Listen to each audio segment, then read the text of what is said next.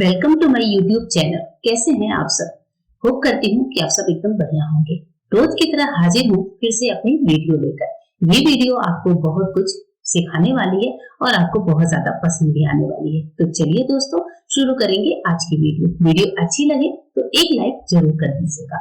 तो यहाँ पर जो हमारी आज की सबसे पहली टिप है वो कद्दूकस को लेकर है। जब भी हम लोग कोई भी सब्जी को कद्दूकस करते हैं, ग्रेट करते हैं, जैसे मैं यहाँ पर प्याज को ग्रेट कर रही हूँ, तो हाथ भी गंदे होते हैं और जो है कद्दूकस में बहुत सारी चीजें चिपकती भी हैं। ऐसे टाइम पर मैंने एक साफ पॉलिथीन ले लिया है, जिपलॉक बैग ले लिया है जो कि अच्छी क्वालिटी का है, फूड ग्रेड क्वालिटी का है। अब इसमें हम क्या करेंगे, प्याज को अंदर से डालेंगे और पॉलिथीन के ऊपर से पकड़कर प्याज को इस तरीके से ग्रेट करेंगे। अब आप देख रहे हैं कि कितनी आसानी से हमारा जो है प्याज भी ग्रेट हो जाएगा, हमारा किचन काउंटर भी गंदा नहीं होगा, साथ ही हमारे हाथ भी गंदे नहीं होंगे। तो जब भी कभी आप तेजी में हो, आपको लगता है कि बहुत सारे बर्तन वगैरह वॉश करने पड़ेंगे, या फिर अगर आपको कोई चीज ग्रेट करनी है जिसको आपको स्टोर करके फिर से पॉलिथीन में रखना है और उसके बाद से फ्रिज में रखना है, तो आप इस तरीके से ग्रेटर से ग्रेट करके ग्रेटर को हटा दीजिए और पॉलिथीन जो है आपकी, उसमें आप अपनी जो घिसी हुई चीज है उसको स्टोर करके फ्रिज में रख सकते हैं। ये देखिए हमारी प्याज ग्रेट हो गई है। इसे मुझे स्टोर करके रखना है तो मैं ऐसे ही जिपलॉक में लपेट कर इसको फ्रिज में डाल दूंगी। अब हमारा ना ही बर्तन खराब हुआ, ना ही हमारे हाथ खराब हुए और लीजिए हमारा काम भी आसान हो गया। नेक्स्ट टिप की तरफ बढ़ते हैं। जब मेरे पास है ये बहुत ही सुंदर साड़ी, इस तरह की जो जरी की साड़ियां होती हैं उनकी जरी का कलर अक्सर काला पड़ जाता है, रेशम वर्क है इसमें।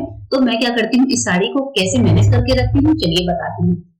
तो मैंने ये साड़ी निकाली थी, मैंने पहनी है और इसके बाद से मैं इस साड़ी को कैसे रखती हूँ, इसके लिए मैं यूज करती हूँ इस तरह के पेपर बैग्स का। हमारे पास जो बास पेपर वाले पेपर बैग आते हैं, घर में कई बार आए हुए पड़े रहते हैं, तो हैंगर समेत ही आप इस साड़ी को, मतलब अपनी किसी भी साड़ी को, लहंगे वगैरह को पेपर बैग में इस तरीके से डालिए। अब उसके बाद से अच्छे से ये हमारी साड़ी जो है पेपर बैग के अंदर कवर हो जाएगी।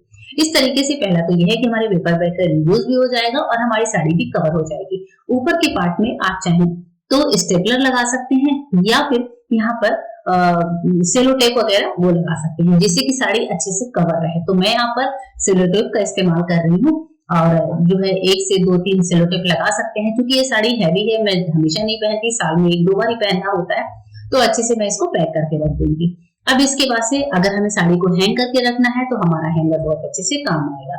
आप चाहें तो सिंपल पेपर बैग में भी साड़ी को रख सकते हैं। यहाँ पर देखिए हैंगर में मैं लेकर आई हूँ और अलमीरा में मैंने साड़ियों के बीच में इस पेपर बैग को इस तरीके से हैंग कर दिया है। इसके अलावा मैं अपनी बहुत सारी साड़ियों को इस तरीके से रखती हूँ। देखिए यहाँ पर मैं आपको एक चीज और दिखाती हूँ अलमीरा में मैं अपनी, कि यहाँ पर जब मैंने पेपर बैग वाली साड़ी को हैंग किया है, साथ ही मेरा एक कोट है जो कि इस तरह से पॉलिथीन में लगाकर पड़ा हुआ है, तो मैं इसे कभी कभी साल में 1 बार ही पहनती हूँ। तो इस तरह से मैंने इसको पॉलिथीन लगाकर और हैंगर में हैंग करके रखा हुआ है। नेक्स्ट टिप है लहसुन को छीलने को लेकर। यहाँ पर आपको दिखाया जा रहा है कि लहसुन को कैसे आप इजीली छील सकते हैं। यहाँ पर जब भी हम लहसुन को पील करते हैं तो टाइम काफी ज्यादा लगता है, नाखून भी खराब होते हैं। तो लहसुन का जो ऊपर वाला हिस्सा है उसको काट लीजिए और हल्का सा लहसुन के बीच में कट लगा लीजिए। जैसे ही आप कट लगाएंगे तो आप देखेंगे कि लहसुन का छिलका बहुत ही आसानी से उतर जाता है। नेक्स्ट टिप है किसी भी चिप्स, वेफर्स, नमकीन के पैकेट को लेकर। जब भी हम इसको खोलते हैं, इसमें से चीजें खाते हैं, तो बच्चे कई बार थोड़ा ही खाते हैं और फिर बाकी का पैकेट हमारे पास यूं ही पड़ा होता है। जो नीचे की चीजें हैं वो मोस्टली सील जाती हैं, खराब हो जाती हैं। ऐसे में आप पैकेट को सील कैसे कर सकते हैं, वीडियो में मैं आपको दिखा रही हूँ। देखिए इस तरीके से आपको ट्रायंगल शेप में मोड़ना है, ऊपर से भी इस तरह से ऊपर एक त्रिकोणीय सी शेप आपको मिल जाएगी जिसमें आप इस तरह की जो ब्लैक वाली हेयर पिन होती है उसको लगा लीजिए और बस बहुत अच्छे से हमारा ये पैकेट सील पैक होकर तैयार हो चुका है। कई बार बच्चे बुक पढ़ते हैं और साइड में इस तरह से मोड़ देते हैं, या फिर हम भी कोई बुक पढ़ते हैं तो जहां तक हमने अपने पन्ने छोड़े हुए होते हैं वहां तक हम क्या करते हैं, इस तरह मोड़ कर छोड़ देते हैं। मोड़ी हुई बुक को सीधा करने के लिए इस पर आपको गरम गरम प्रेस चला देना है। ध्यान रखिए कि इतनी ही गरम प्रेस चलानी है जितनी ये पेपर सह सके। ऐसा ना हो कि अगर इसमें लेमिनेशन वगैरह हो तो वो प्रेस में चिपक जाए। बस इसी तरीके से आपको बुक को अच्छे से गरम करके प्रेस कर देना है और नीचे हमारी बुक बिल्कुल नई सी हो गई। तो कैसी लगी टिप जरूर बताइएगा। कभी कभी जीन्स होती है तो उसकी जो कमर होती है वो बहुत ज्यादा ढीली हो जाती है। ऐसे में जिसकी जीन्स है तो वो इसको पहन नहीं पाता। इसके लिए आपको क्या करना है, जो बटन है जीन्स का उसको जो फर्स्ट वाला लूप है उसमें निकालते हुए फिर जब आप इस बटन को बंद करेंगे, यानी कि जीन्स के बटन को बंद करेंगे, तो जीन्स बहुत अच्छे से फिट हो जाती है। अगर जीन्स इतनी ढीली नहीं है तो आप अल्टर करा सकते हैं, लेकिन अगर ज्यादा ढीली है तो इस तरीके से जीन्स को करके इजीली पहना जा सकता है।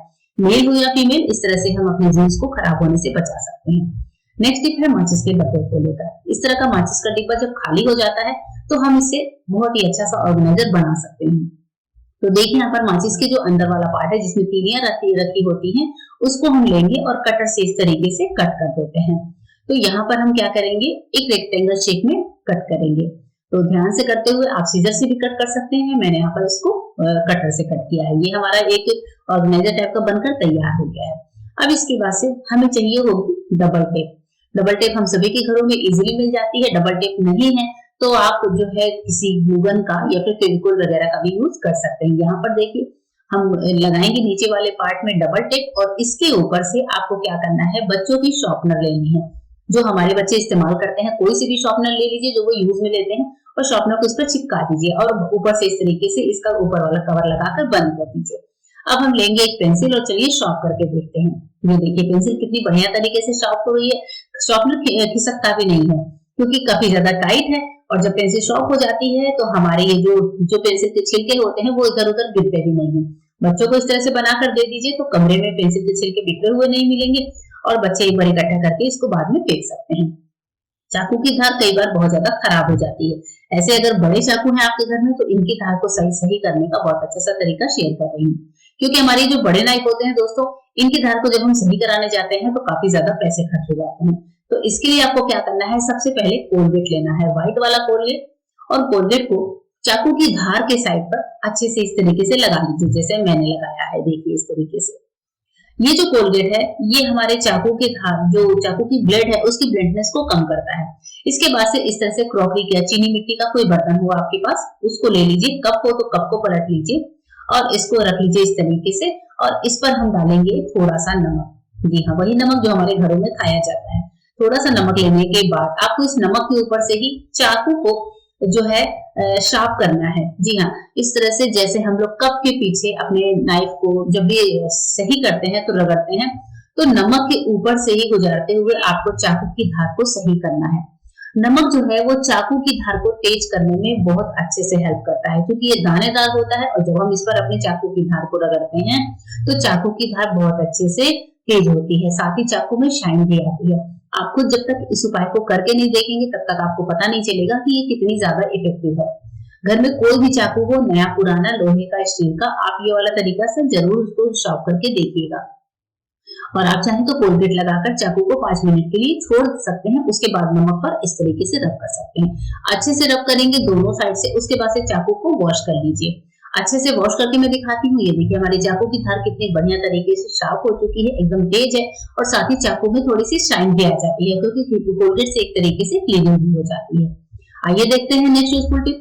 नेक्स्ट टिप के लिए यहाँ पर क्या होता है कि कई बार वॉश बेसिन पर, ड्रेसिंग टेबल पर हम लोग शैम्पू या फिर बहुत सारी चीजें ऐसी रखते हैं जिनका लिक्विड नीचे गिरता रहता है और वॉश बेसिन या फिर हमारा बाथरूम का पार्ट गंदा होता है। तो बैलून को काट लीजिए और बैलून के नीचे वाले हिस्से को डब्बों में इस तरीके से चढ़ा दीजिए। ये एक कवर का काम करते हैं, जिससे अगर शैम्पू गिरती भी है, कोई कंडीशनर गिरता भी है, तो हमारे जो है ये वॉल होती है या फिर बाथरूम का जो पत्थर होता है, कैबिनेट वगैरह, वो गंदा नहीं होता। देखिए यहाँ पर सबको लगाकर रखा गया है। यहाँ पर क्या हो रहा है कि जो स्विच होती है, स्विच के साइड का हिस्सा होता है या फिर कोने का, घर का कोई ऐसा कोना होता है जहाँ पर सिंपल कपड़े से सफाई नहीं की जा सकती।